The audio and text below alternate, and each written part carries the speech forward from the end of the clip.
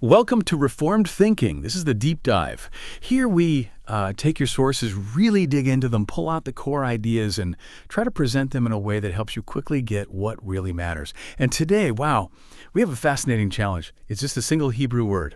Now, you might think one word, how deep can that be? But trust me, this one holds a surprising range of meanings, and sometimes there's quite a bit of scholarly debate swirling around them. It's really far from simple. So we're going to unpack this multifaceted term today. We'll look at how context just changes everything, and importantly, what it teaches us about the precision and the richness of biblical language itself. Yeah, it really is fascinating how one single term can function in so many distinct ways.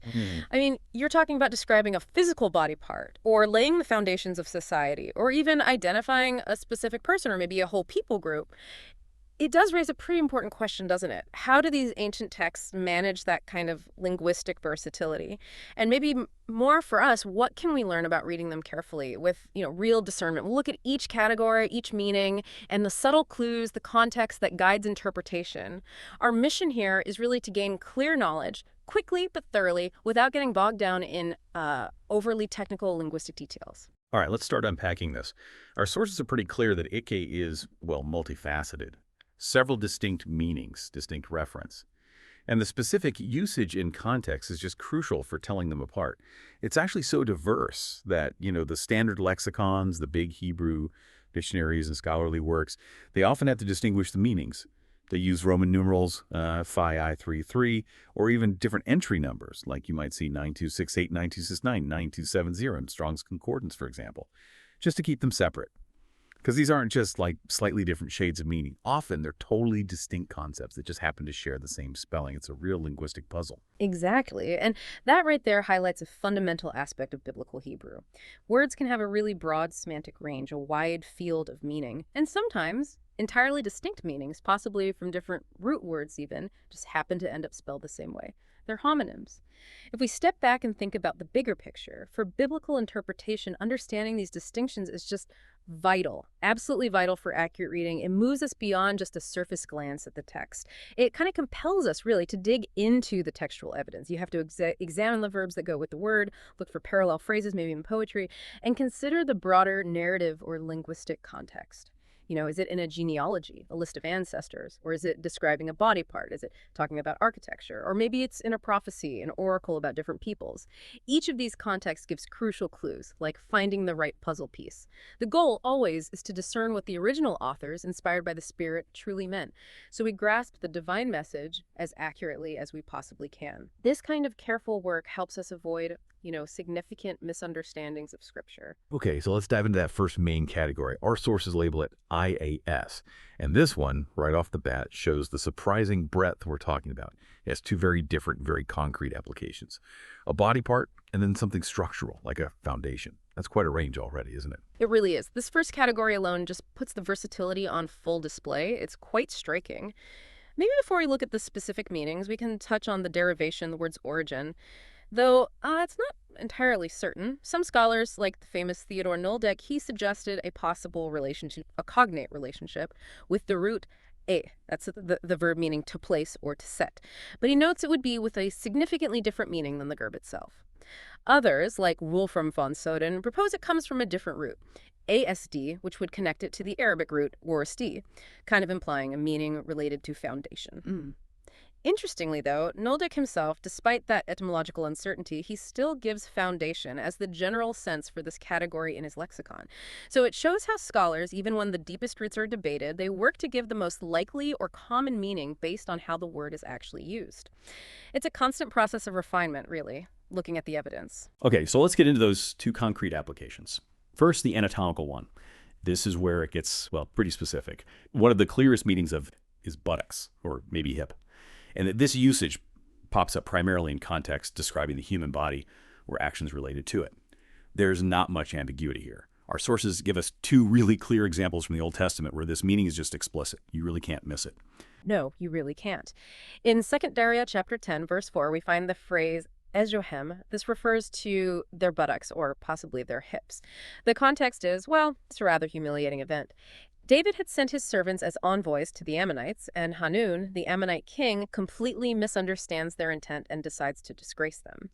The text says he took David's servants and shaved off half the beard of each and cut off their garments in the middle as far as their buttocks and sent them away. The full Hebrew phrase there is "aishwer," cutting off the garments right there, as far as their buttocks, was a severe form of public shaming in the ancient Near East, a terrible insult. The plural form here, "ezhai," indicates multiple individuals, David's servants.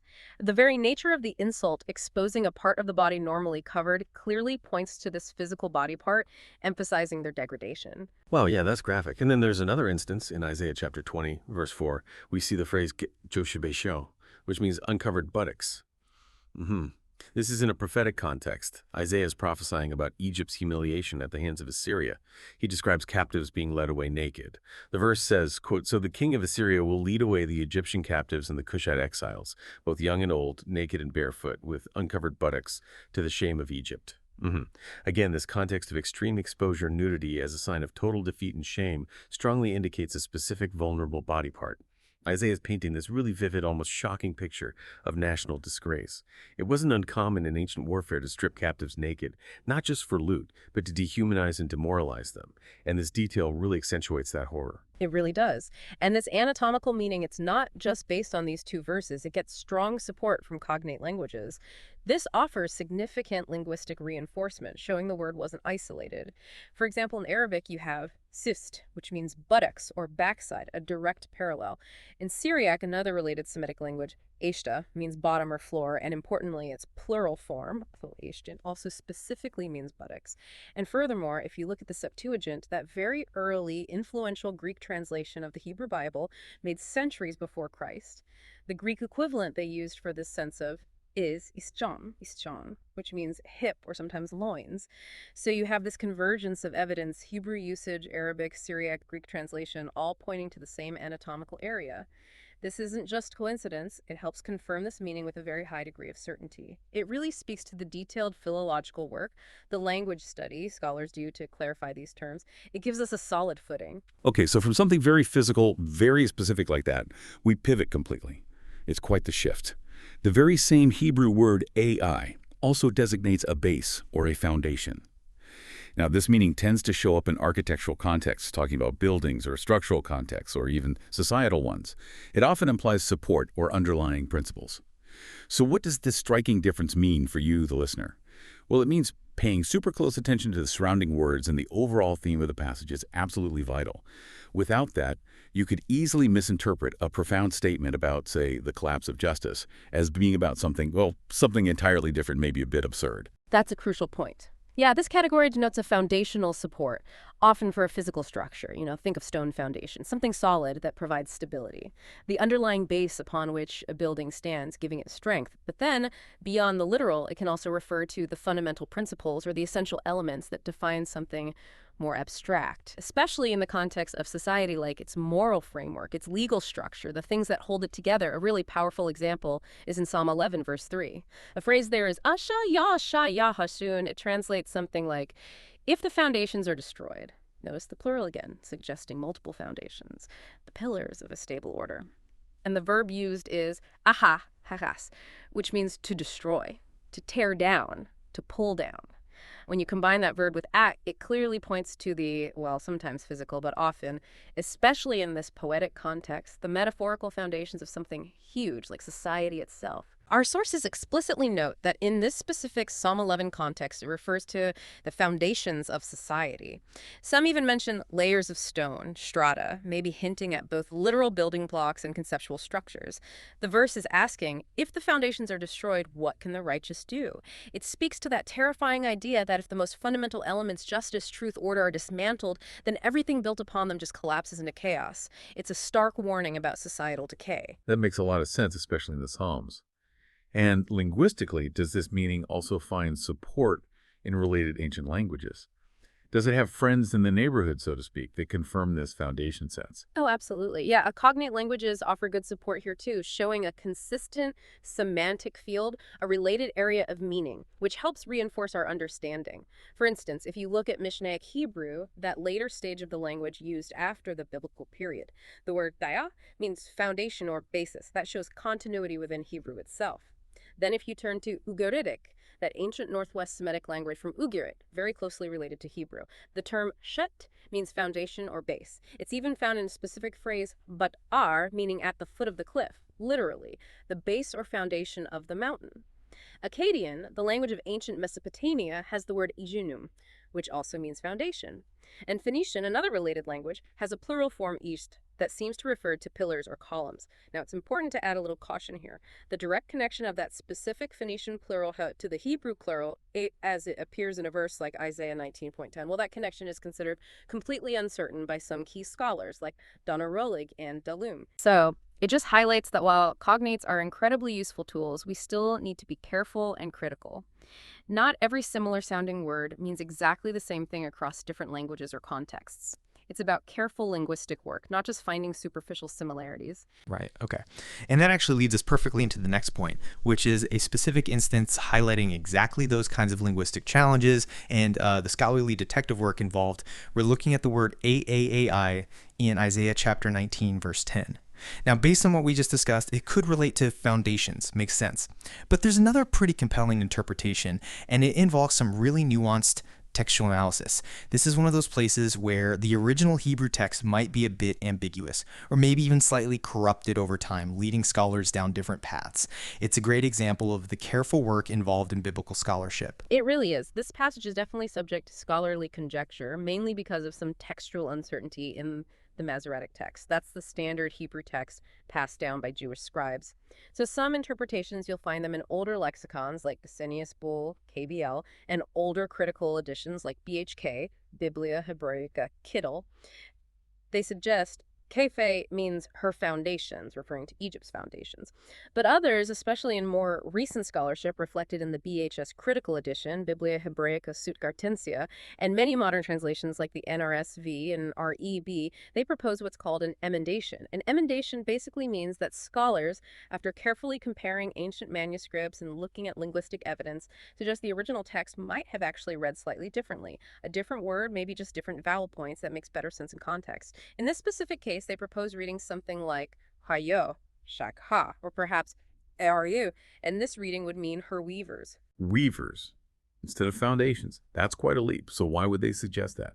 What's the evidence pointing towards weavers? Well, the main reason comes directly from the immediate context of the verse itself. Isaiah 19.10 is part of this prophecy against Egypt, detailing its economic and social collapse. The verses right around it, verse 9 and the latter part of 10, talk about the dismay of those who work with textiles, fine flax, cotton, those who comb and weave. Verse 9 mentions workers in flax and weavers of white cotton being confounded. So the proposed reading of weavers fits perfectly into this context of textile production. It makes the flow of thought much smoother than suddenly switching to foundations. This alternative reading also gets some support from outside Hebrew. The Coptic language, the ancient Egyptian language written in Greek letters, has a word itit, which means weaver. So it's not just a random guess, it's an informed linguistic judgment based on the immediate textual context, what's being talked about right there, and external linguistic evidence from a relevant language. It just illustrates how a single ambiguous word can lead to different understandings. It depends on how much weight you give to the traditional text versus contextual coherence and evidence from related languages. It shows the meticulous work needed sometimes. Okay, so we've gone from the anatomical to the architectural or societal foundations with a little detour into textual criticism. Now our linguistic investigation takes another sharp turn. The very same word, ate, spelled exactly the same way, also functions as a proper noun. It becomes a name anchoring a really critical lineage in biblical history. And this is probably the use that's most familiar to many of us, right, from the early chapters of Genesis. Seth, the son of Adam. Yes, absolutely. This A refers specifically to Adam and Eve's third son. He was born after Cain murdered Abel, and its usage is consistently found in genealogical contexts like family trees or narrative contexts telling that early story. This clearly marks it as a personal name within those biblical lineages. You see it, for instance, in Genesis chapter 4, verses 25 and 26, where his birth is announced and his name is explicitly given and explained. Then again in Genesis chapter 5, verses 3 through 8, where his lineage, his descendants, and his lifespan are detailed. He's a key link in that early patriarchal line. And it appears again right at the beginning of 1 Chronicles chapter 1, verse 1, which kicks off that huge genealogical record tracing Israel's history back to Adam. In all these places, Ayer isn't describing a body part or a foundation. It's clearly identifying a specific individual in the biblical narrative, a pivotal figure in the history of humankind after the fall. That consistency in context immediately tells you it's a name. And what about the meaning of the name itself? Does Genesis give us a clue? Is there a kind of built-in explanation for why he was called Seth? Yes, it does, and it's actually quite poignant. The biblical text itself provides an explanation, a sort of folk etymology, right there in Genesis 4.25. After Abel's murder by Cain, Eve gives birth to this son, and she names him Seth. Why? Because, as she says explicitly, God has appointed for me another offspring instead of Abel, for Cain killed him. So the name Seth is directly linked by Eve to the Hebrew verb. Remember that verb. It means to place, to set, or to appoint. Eve interprets God's action of giving her this son as him setting or appointing a replacement, a substitution, for the righteous Abel who is lost. The lexicon by Zorel, a respected Hebrew-Latin dictionary, actually gives the meaning as restitutus, which means restored or replaced. It beautifully captures that idea of God setting Seth in Abel's place, continuing the godly line, providing hope after such a devastating loss early in human history. Wow, so the Bible provides this really touching, theologically significant explanation. Does modern scholarship generally go along with this derivation, or are there other thoughts about where the name Seth originally came from? That's a good question. Our sources suggest that while the Genesis explanation is theologically profound and inspired, it's probably a secondary etymological meaning. What scholars mean by that is the name Seth itself might have had an older origin or meaning, maybe even unrelated, before Eve gave it this specific interpretation in Genesis 4.25. The actual original root meaning of the personal name Seth is considered uncertain. It's possible we just can't clarify it today using linguistic methods alone. Some scholars, like Barrow-Leander in their historical grammar, even suggest it might be what they call a primary noun. Basically, it just is a name with no wider derivation we can trace. Maybe it was chosen for reasons lost to time, and then it was given this powerful theological meaning within the biblical narrative. We see it consistently rendered in ancient translations. The Septuagint uses Ichthus Seth. The Jewish historian Josephus, writing in Greek, calls him Thethos. Both keep the sound very close. Now here's where it gets really interesting, linking back to scholarly debates. Martin Noth, a very significant German scholar, especially known for his work on Old Testament names. He actually argued that Seth wasn't originally a masculine personal name at all. Instead, he proposed it might be a personified form of a people's name. The idea is that maybe there was a tribe or an ethnic group called the Shethites or something similar, and later a story arose attributing the group's origin to an eponymous ancestor named Seth, like how cities sometimes get named after founders, real or legendary. This is a really interesting hypothesis because it potentially links this personal name, Seth, son of Adam, to the third major category of meaning for that we're about to discuss next, where it seems to refer to a group of people. It just shows how scholars wrestle with these ancient linguistic puzzles, trying to connect different pieces of evidence, sometimes offering possibilities that bridge different meanings of the same word. Okay, that's a perfect transition. This third primary meaning for egg is, as you hinted, particularly fascinating and involves quite a bit of scholarly debate.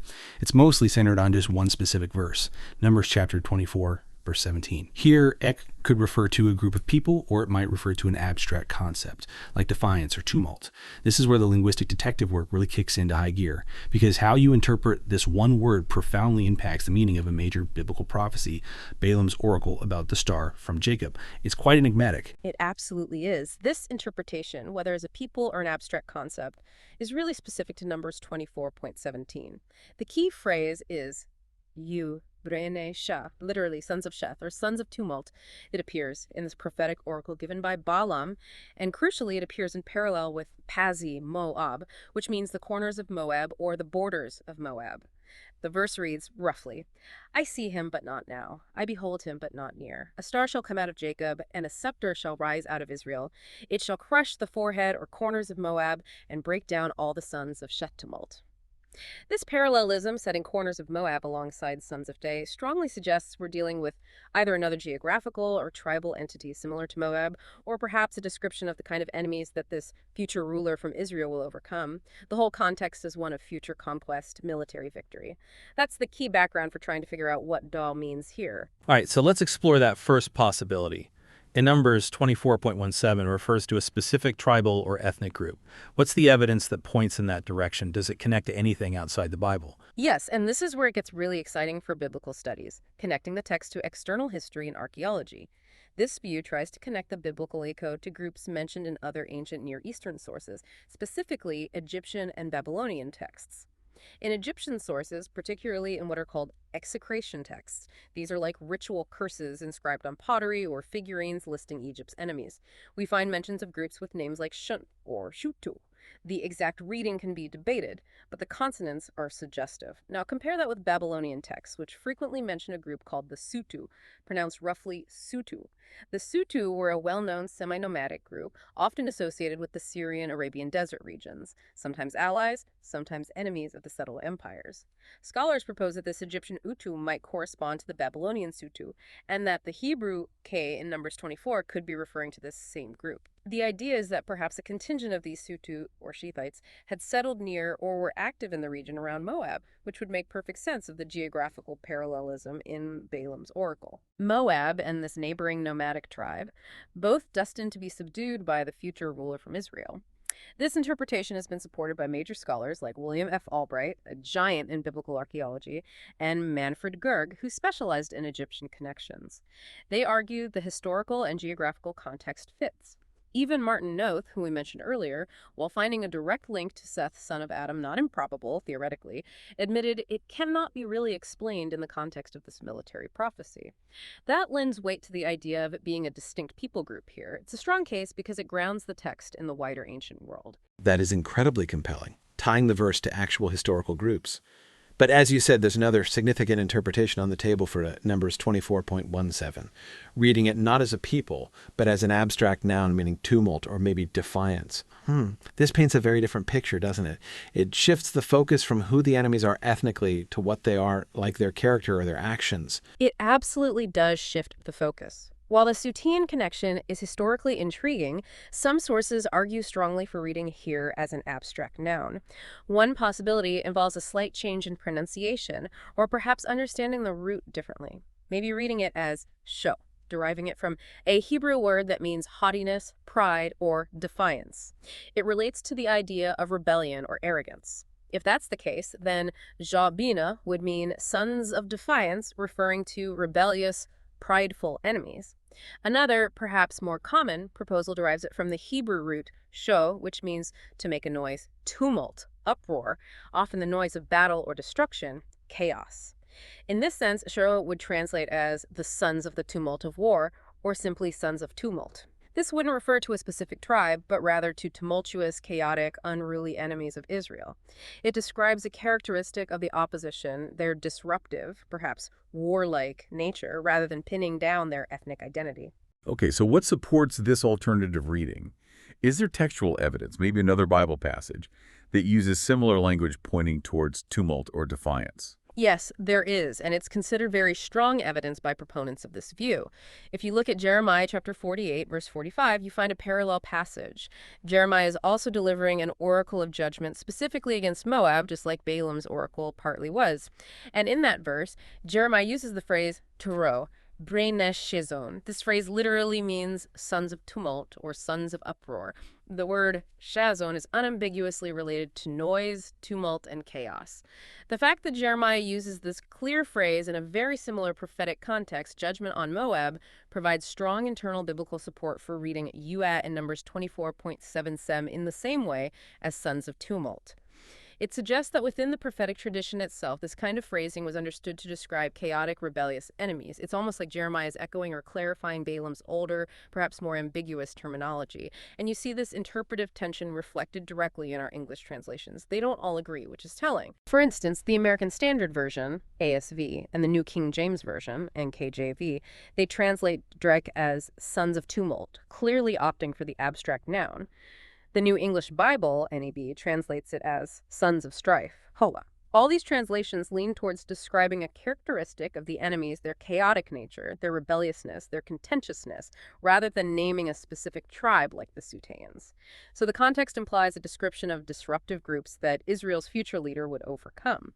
While the Sutean argument has that compelling historical link, this tumult argument has really strong internal biblical support from the parallel in Jeremiah.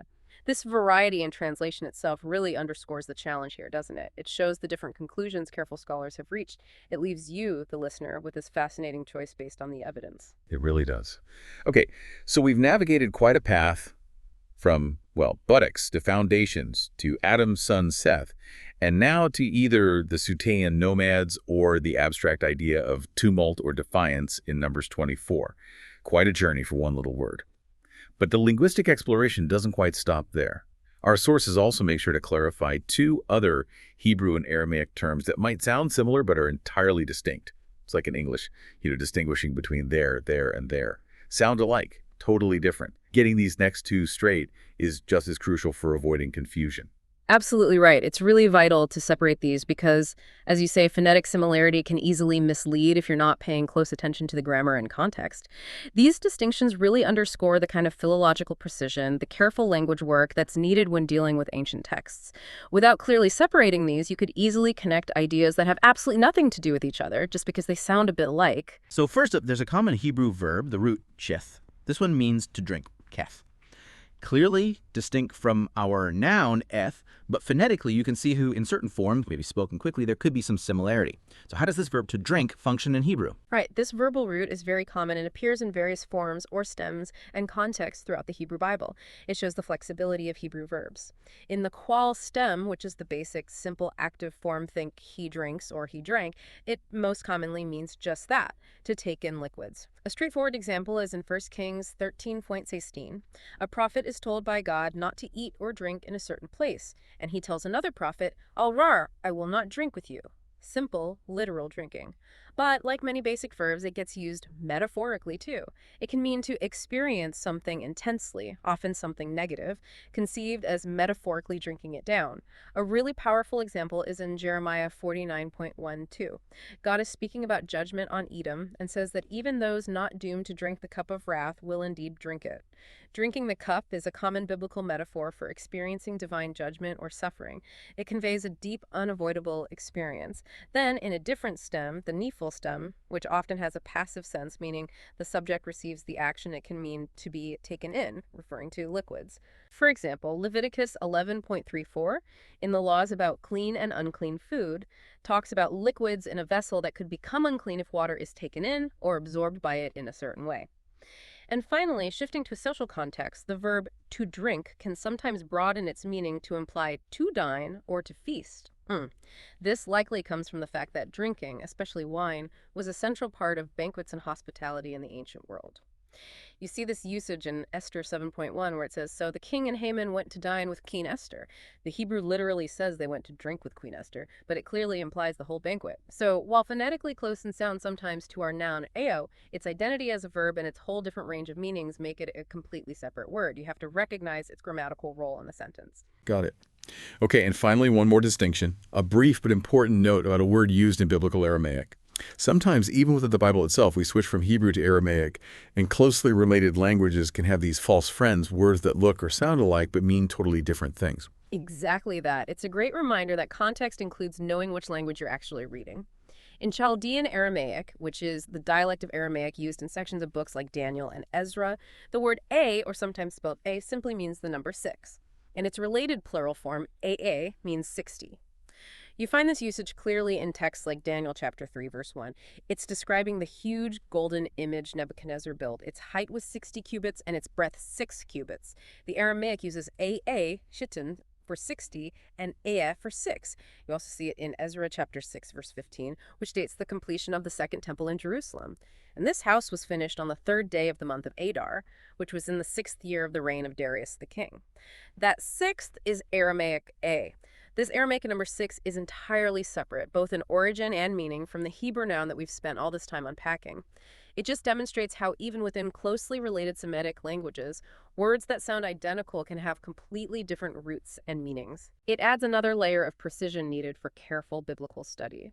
It's a fascinating peek into how languages evolve and borrow, but also maintain distinctions. Wow. So after tracing all those threads, buttocks, foundations, Seth, sutans, or tumult, drinking, the number 6, what's the big takeaway? What does this deep dive into just one word really mean for you, the listener? For me, it really underscores the rich complexity, maybe even the delightful complexity of ancient languages, especially biblical Hebrew. It shows it's not just about learning vocabulary lists, it's about entering into a whole system of communication, a language God chose to reveal his eternal truth. I think that's right. It highlights so clearly that the specific biblical passage you're in, the verbs used alongside the word, any parallel phrases nearby, and the whole broader narrative or linguistic context, all of these are absolutely critical for figuring out which meaning of SME is intended. You really can't just grab the first definition you see in a lexicon and assume it fits. You have to do the patient work of contextual analysis, asking what did the inspired author intend to communicate right here in this specific place. The main challenge with Halan is precisely its homonymic nature, the same spelling representing different words, possibly from different roots with distinct meanings. And what this teaches us, I think, is the enduring value of careful reading, of slowing down, paying attention to details, and yes, relying on good scholarly tools, lexicons, commentaries, grammars that delve into these linguistic nuances. Knowledge is most valuable, especially biblical knowledge, when it's understood and applied with precision. Only then can we really hope to grasp the message God intended through the human authors. It definitely fosters a sense of intellectual humility and encourages diligence in how we approach Scripture. Absolutely. This deep dive into Fuima really demonstrates that even a single seemingly simple word can hold entire worlds of meaning. It requires us to be careful, yes, but also curious readers of these ancient sacred texts. It's a striking reminder, isn't it? That the words we read on the page are packed with layers, sometimes unexpected layers, and understanding them requires so much more than just a quick glance.